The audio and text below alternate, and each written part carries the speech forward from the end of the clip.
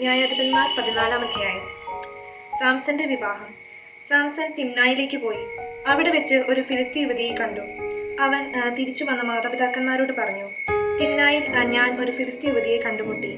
അവളെ എനിക്ക് വിവാഹം ചെയ്തു തരണം. അവർ പറഞ്ഞു, നിന്റെ ബന്ധുക്കളിലോ നമ്മുടെ ജനത്തിലോ സ്ത്രീകളില്ലാഞ്ഞിട്ടാണോ നീ അപരിചിതരുടെ ആയ ഫിലിസ്തീനരുടെ ഇടയിൽ ഭാര്യയെ അന്വേഷിക്കുന്നത്? എന്നാൽ സാംസൺ പറഞ്ഞു, അവളെ എനിക്ക് തരിക.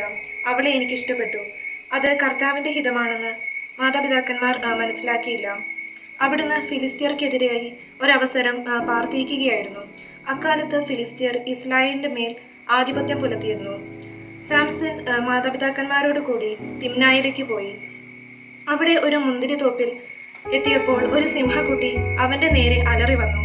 കർത്താവിന്റെ ആത്മാവ് അവനിൽ ശക്തമായി ആവസിച്ചു. ആയുധം കൂടാതെ ആട്ടിൻകുട്ടിയെ എന്ന പോലെ അവൻ ആ സിംഹത്തെ ചീന്തിക്കളഞ്ഞു.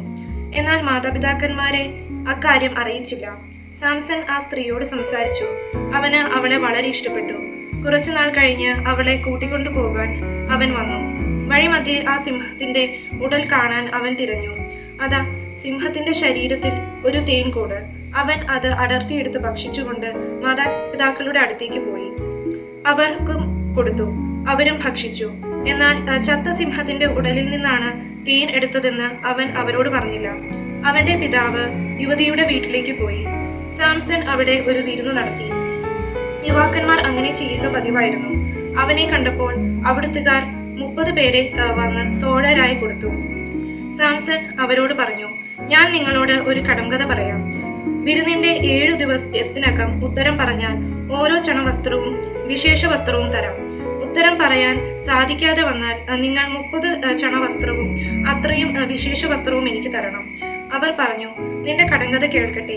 അവൻ പറഞ്ഞു, ഭോക്താവിൽ നിന്ന് ഭോജനവും മല്ലനിൽ നിന്ന് മാധുര്യവും പുറപ്പെട്ടു. 3 ദിവസമായിട്ടും കടംകഥയുടെ പൊരുൾ അവർക്ക് കിട്ടിയില്ല. 4-ാം ദിവസം അവർ സാംസന്റെ ഭാര്യയോട് പറഞ്ഞു, നിന്റെ ഭർത്താവിനെ വശീകരിച്ച് കടംകഥയുടെ പൊരുൾ അറിഞ്ഞ് ഞങ്ങളോട് പറയുക. അല്ലെങ്കിൽ ഞാൻ നിന്നെ കുടുംബത്തോടെ ചുട്ടരിക്കും. ദരിദ്രരാക്കാനാണോ നിങ്ങൾ ഞങ്ങളെ ക്ഷണിച്ചു വരുത്തിയത്? സാംസന്റെ ഭാര്യ അവന്റെ മുന്നിൽ കരഞ്ഞുകൊണ്ട് പറഞ്ഞു, നിങ്ങൾക്ക് എന്നോട് വെറുപ്പാണ്. എന്നെ സ്നേഹിക്കുന്നില്ല. എന്റെ ആളുകളോട് നീ ഒരു കടങ്കഥ പറഞ്ഞിരുന്നു. എന്നാൽ അത് എന്തെന്ന് എന്നോട് പറഞ്ഞില്ല. അവൻ പറഞ്ഞു, എന്റെ മാതാപിതാക്കന്മാരോട് പോലും ഞാനത് പറഞ്ഞിട്ടില്ല. പിന്നെ അത് നിന്നോട് പറയുമോ? വിരുന്ന് അവസാനിക്കുന്ന 7-ാം ദിവസം വരെ അവൾ കേണ് ചോദിച്ചു.